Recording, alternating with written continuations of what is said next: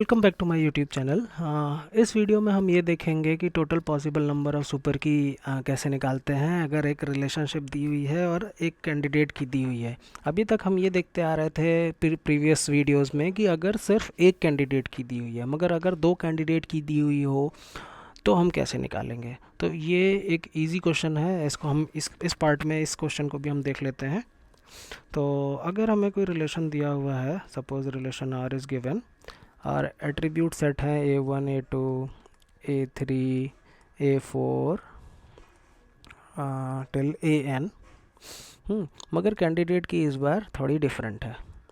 Candidate की A1 है और एक दूसरी कैंडिडेट की दी हुई है जो A2 है। इससे पहले वाली वीडियो में हमें सिर्फ एक कैंडिडेट की थी दी हुई थी, मगर इस बार हमें दो कैंडिडेट की दी गई है। पहली कैंडिडेट की है A1 और दूसरी कैंडिडेट की है A2। तो हम कैसे निकालेंगे कि total possible number of super की क्या होगी। तो देख लेते हैं। अगर हमको कैंडिडेट की से सुपर की निकालना है और सिर्फ A1 ही कैंडिडेट की दी हुई होती तो total possible number of super की कितने होते, 2n-1। और अगर हमें कोई कहे कि सिर्फ A2 कैंडिडेट की दी हुई है और निकालो total possible number of super की कितनी है, तो इसके लिए भी टोटल 2n-1 आएगा।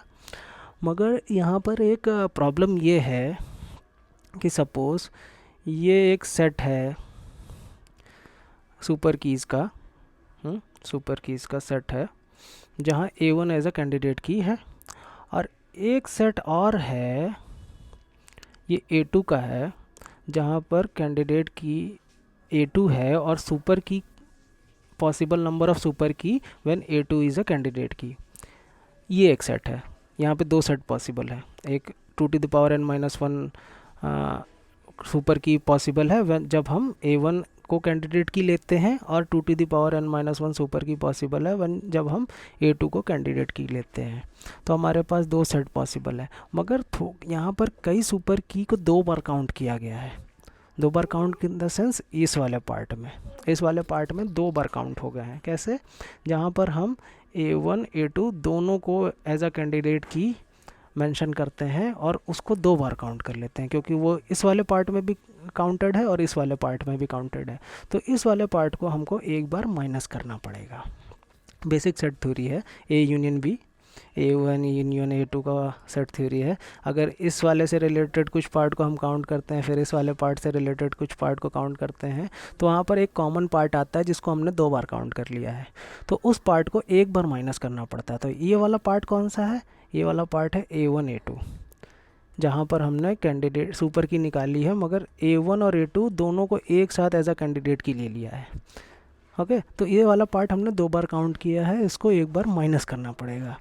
तो माइनस करने के लिए क्या करना है, तो total possible number of super की कितनी होगी, सुपर की when A1 is a candidate की प्लस सुपर की when A2 is a candidate की माइनस सुपर की when A1 and A2 is a candidate की। तो यहाँ पर 2n-1 सुपर की प्लस 2n-1 सुपर की माइनस 2n-2।